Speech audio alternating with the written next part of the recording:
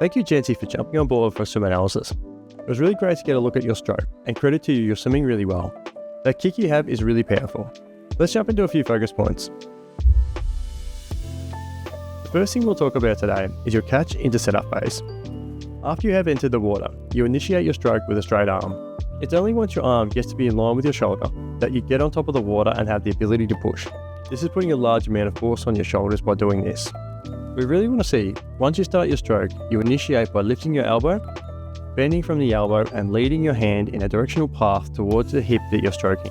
This movement will help you build up a hold of water, generating momentum so that when you get to push, it's not a surge. This phase we call is a setup phase. This leads me straight on to the next point, as from that straight arm stroke, you're also stroking in a path that is wide. Now this one presents a bit more of an issue. If we look from above, we can see that your arms go out wide, forcing your body to twist rather than roll.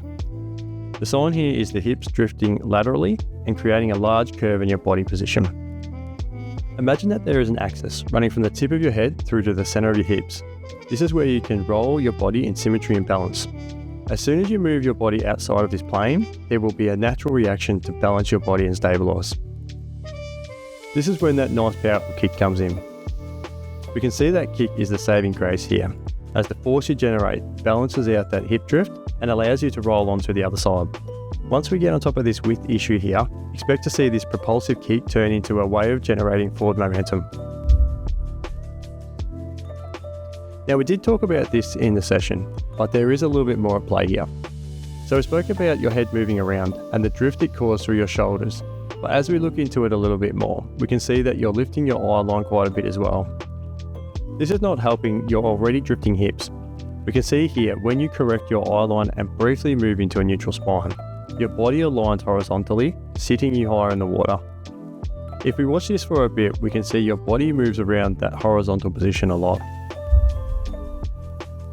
The last thing we'll talk about today is a small one, as I believe once we work on a high elbow catch, this will fix itself.